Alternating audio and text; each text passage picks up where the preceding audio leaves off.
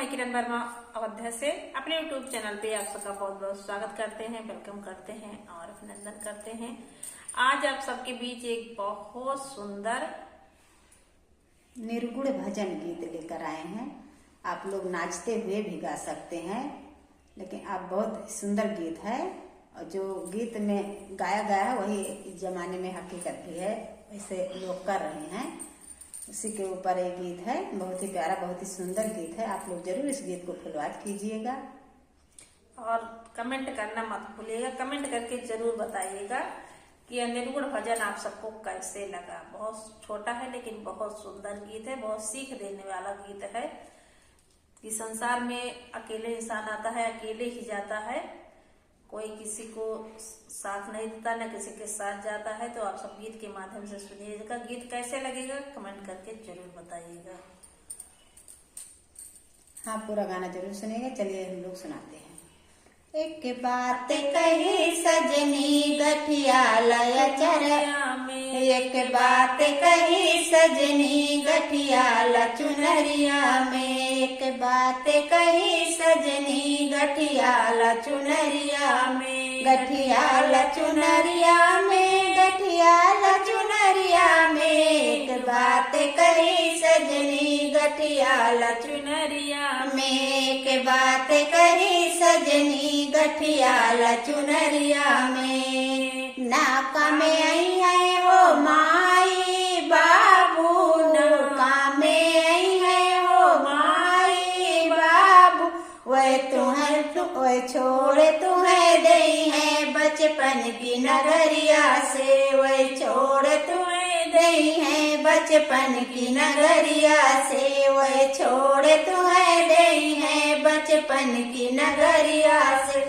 एक बात कही सजनी गठिया लय चरवा में, एक बात कही, एक बात कही सजनी गठिया चुनरिया में, एक बात कही सजनी गठिया चुनरिया में।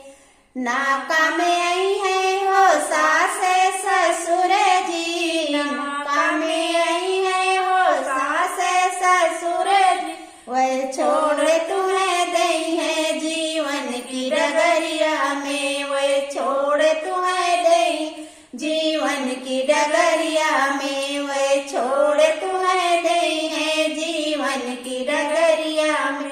एक बात कही सजनी गठिया चुनरिया में, एक बात कही सजनी गठिया चुनरिया में, गठिया चुनरिया में, गठिया चुनरिया में, एक बात कही सजनी गठिया चुनरिया में, एक बात कही सजनी गठिया चुनरिया में। नाका में आई है हो बेटा यो बेटी, नाका में आई है हो बेटा यो बेटी, वह छोड़ तुम्हें दई है वृद्धा की उमरिया में, वह छोड़ तुम्हें दई है वृद्धा की उमरिया में। नाका में आई है हो बेटा यो बेटी, नाका में आई है हो बेटा यो बेटी, वह छोड़ तुम्हें दई है वृद्धा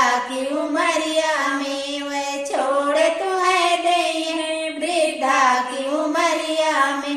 एक बात कही सजनी गठिया चुनरिया में, एक बात कही सजनी गठिया चुनरिया में, गठिया चुनरिया में, गठिया चुनरिया में, एक बात कही सजनी गठिया चुनरिया में, एक बात कही सजनी गठिया चुनरिया में। नाका में आई है हो अपने पति जी, नाका में आई है हो अपने पति जी, वह छोड़ तुम्हें दई है शमशान नगरिया में, वह छोड़ तुम्हें दई है शमशान नगरिया में। नाका में आई है हो अपने पति जी, नाका में आई है हो अपने पति जी, वह छोड़ तुम्हें दई है शमशान नगरिया में,